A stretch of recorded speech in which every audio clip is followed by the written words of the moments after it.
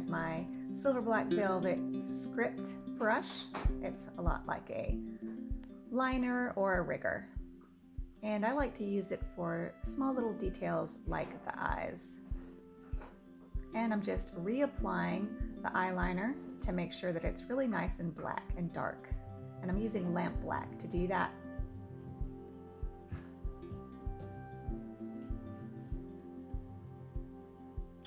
Hey, baby.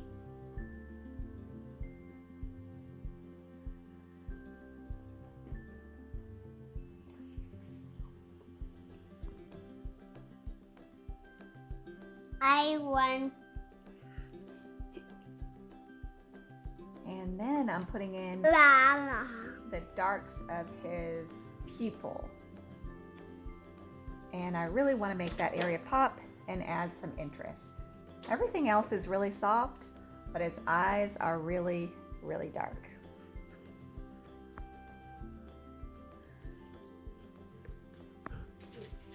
And I pay as close attention as I can to the shape of the eye as well, because I do want it to be as realistic as possible in this very defined, this is the most defined area in the painting.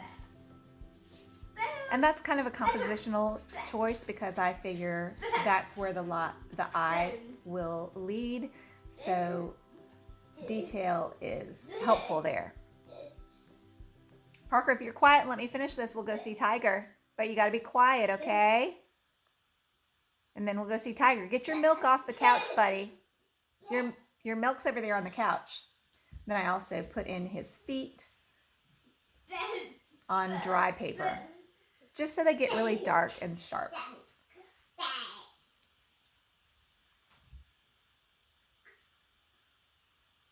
I also paint in his feet on really dry paper so they stay really dark and sharp. And I think the few little touches of details that I put in on dry paper help add some contrast to all the softness everywhere else throughout the painting. And I'm using lamp black for those small little details. I'm adding a tiny little bit of lamp black under those, a couple of the red little winglets on his neck. Is that what those are called? Winglets?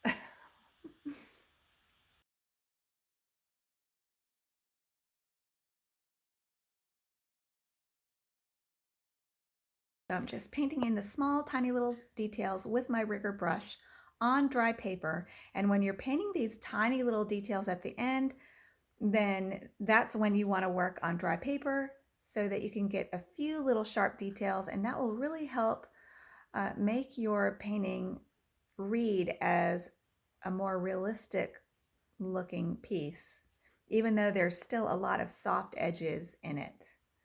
And here I'm just painting in dry little feather textures here on his neck. Just a few little textures though. You don't want to go overboard and overdo it. Just a few here and there will do it. Not every single hair, not every single feather. And again, for this work, I'm using my silver black velvet script brush, but if you don't have that brush, it's okay. Just use a liner or a rigger, or even a size 0 round would work.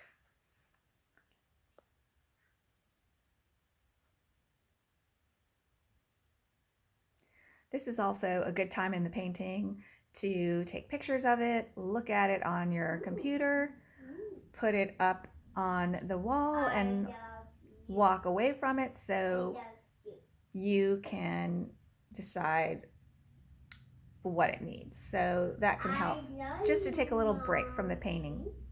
I love you too, puppy. Please be quiet though, okay, so I can work. I'm almost done, baby bear. I put a few little dark details in the feathers here, a few little details around the eyes.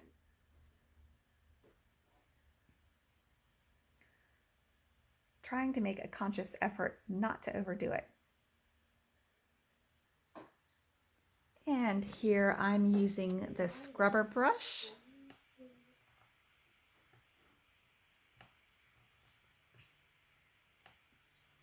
And I have a little bit of water in my scrubber brush, a little bit of water on the paper, and then I use a paper towel to blot after I scrub. And I'm just scrubbing especially some of the soft edges along the top of his head, and Fantastic. I want to soften the edge along his beak. Fantastic. Fantastic. And I'm putting in little feather textures too there on his face. Okay. That was it. All right, and then I'm scrubbing out some of the light areas in the motion blur and the wings.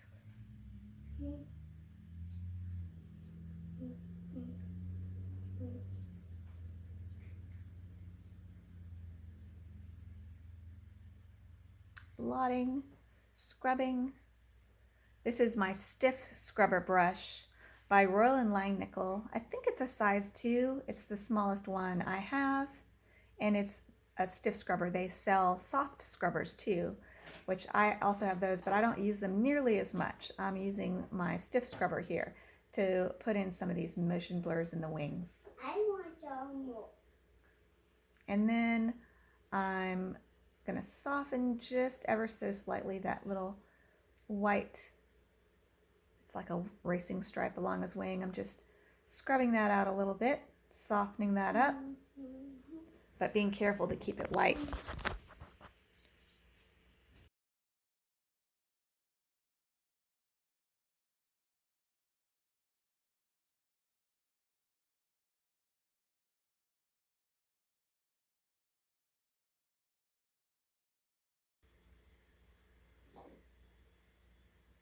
I like how in the reference photo the tips of his wings have those little light spots, and it just gives an added illusion of movement, so I'm trying to get those with my scrubber brush there.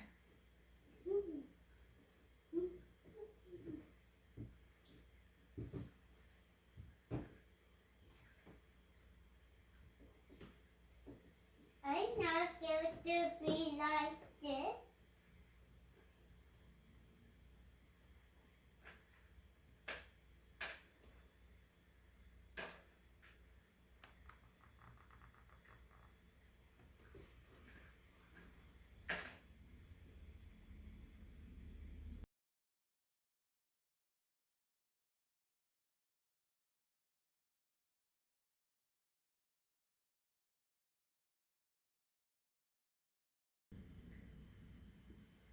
And I'm also using my scrubber brush kind of like to move paint around in this wing. As I get paint on my scrubber from scrubbing, I can kind of relocate it kind of in the same sweep. So you'll kind of see how that works if you use a scrubber brush. And if you don't have a scrubber brush, if you have like an old stiff oil painting brush, that's what I used to use until I discovered these scrubber brushes quite recently. And I've been making a lot of discoveries from being a member of these watercolor groups on Facebook. I've learned a lot of these things, and this is after, I've been painting for 20 years, but I paint in a bubble, I usually am just working by myself, and as I've gotten more involved with these Facebook groups, I'm really learning a lot from them, so they can be really quite useful.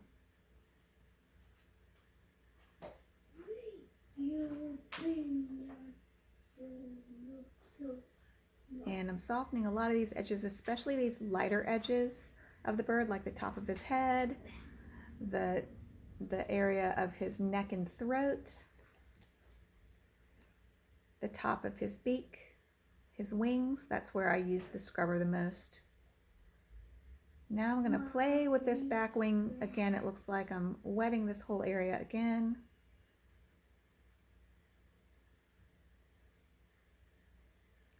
Because I feel like I want that back wing to be a little bit more bold.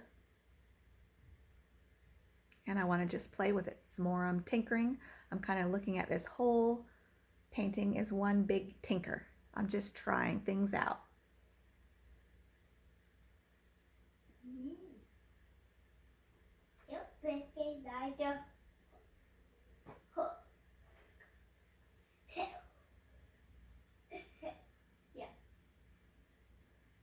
And I'm re-wetting the whole area before I do the next section.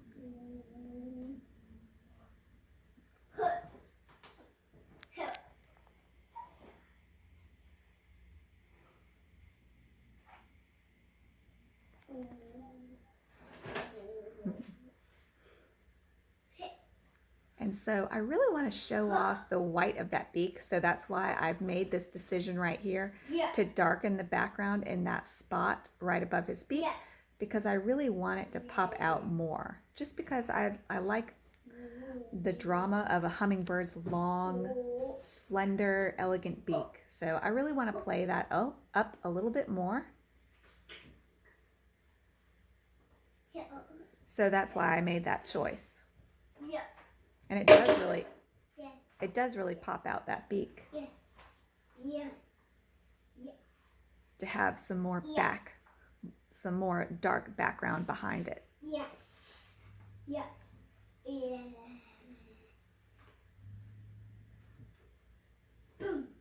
And that dark area that I just put in over his beak has a lot of ultramarine blue in it and permanent green light.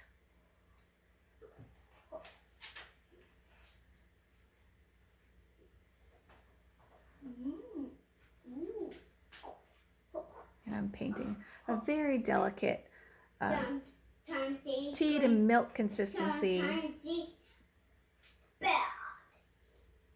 background up under that front wing to pop it out some more.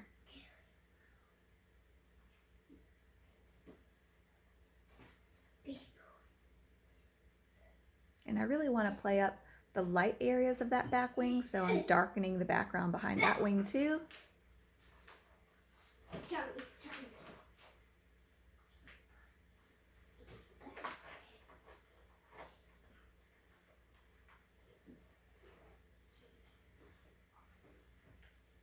Getting that little area right there behind his head really dark to really help pop that wing out a little bit more.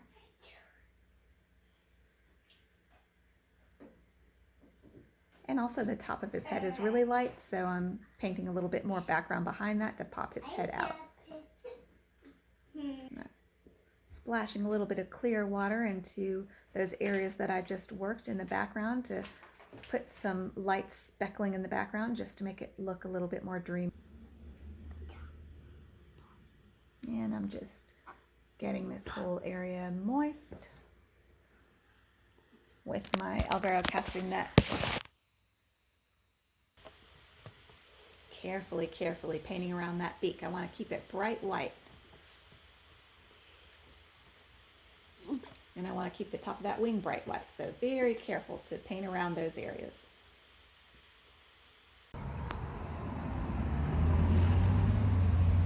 All right. I had to come out here because my son is not being quiet. Imagine that. So, yeah. Anyway. I'm determined to get this done for you guys so I can upload it.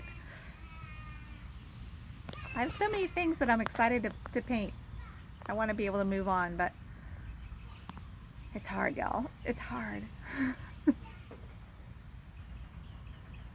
Alright, I'm just adding some permanent green light to those wings, just deepening their color a little bit.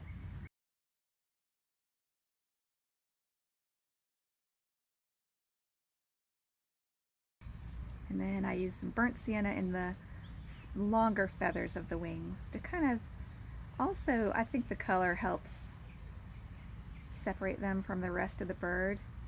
So I like that they're a different color than the green of the bird. And that's how the reference photo is too, so it's more realistic. I'm just continuing to build up the feathers. And then I'm going in. I really want these wings to stand out a little bit more. I'm going in with some burnt sienna and putting in some arcs of motion blurs for that back wing. I want the motion blur in this wing to be more dramatic, so I'm using some darker paint to paint in some arcs.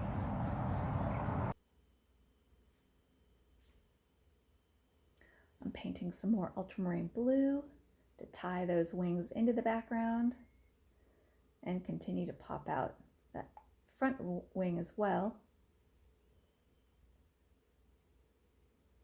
See, I'm really adding quite a bit of ultramarine blue there to the top of that wing and then blending it into the back wing. I really like how that front wing is looking. Back wing, not quite satisfied with it. No, there is the fade. Just putting a little bit of darks here and there to pop that wing out. And I continue to just build up the little feather details in his tail feathers. Getting that tail a lot darker. Using lamp black there. I don't want it to look too pasted on though, so I gave it a little blot. I'll go back in, just trying to keep it soft.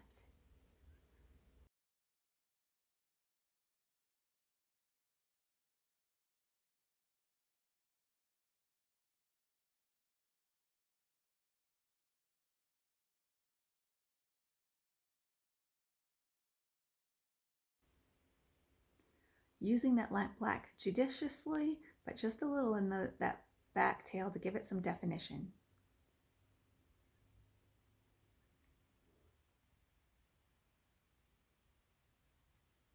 And I'm going to darken those feet up, pop them out a little bit.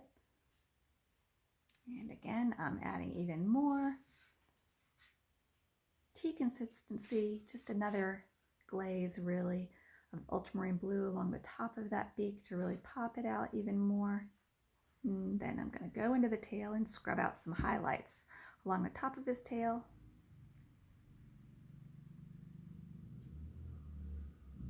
Just feel like I need a little bit more detail here to make it look a little bit more realistic. Getting some Windsor green gold on my brush.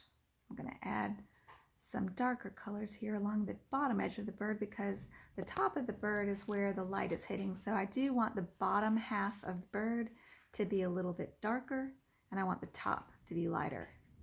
And actually the back of the bird right beneath his back wing could be lighter. The light hits him more right there in the reference photo than what I have. So that would be a good place for me to go and tinker some more and lighten that up with the scrubber, because that should be a light area. I'm re-scrubbing the top of his head because I'd gone in and worked on the background some more, so I'm just re-softening some of that. I definitely want that whole area to be really nice and soft.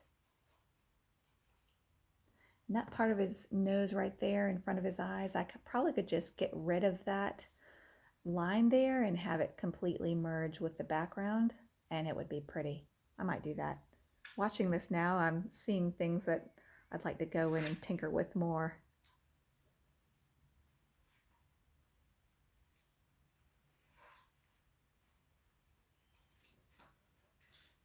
There might be another video in this series if I go in and change it a lot. I don't know. There's things that I still want to do with this that push it even further.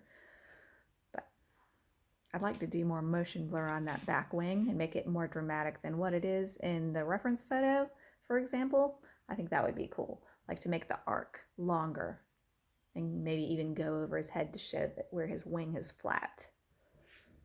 I think that would look good.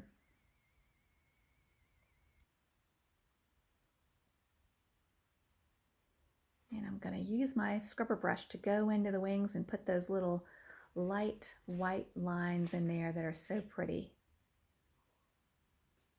I really think that adds a lot of pretty texture to those wings. Again, I've got water on my scrubber brush. My paper is dry this time, and then I just go and blot up whatever I don't want on the paper. Sometimes I leave what I've scrubbed because I'll scrub out that white line, but then it'll leave like a little buildup of dark right above it, and that looks good in this case because it just looks like a wing. It looks like a feather. and scrubbing very softly around his eyes just to soften up some of that, because there were a lot of hard edges in his face and I don't want all of those. So I softened some of them up just lightly, just to kind of merge them together a little bit. There's still plenty of texture left.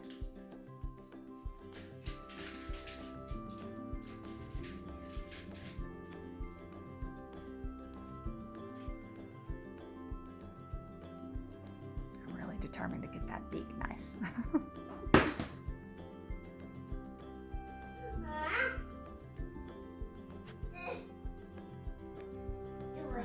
One little dab of dark in that eye, and I might be ready to call this done, but I really want to work on it more.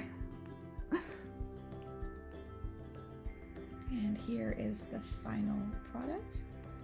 I think, especially when you look up close in this painting, because I painted it so wet and wet, the details are just so pretty. So anyway, I hope you guys enjoyed this tutorial, and I'll see you later.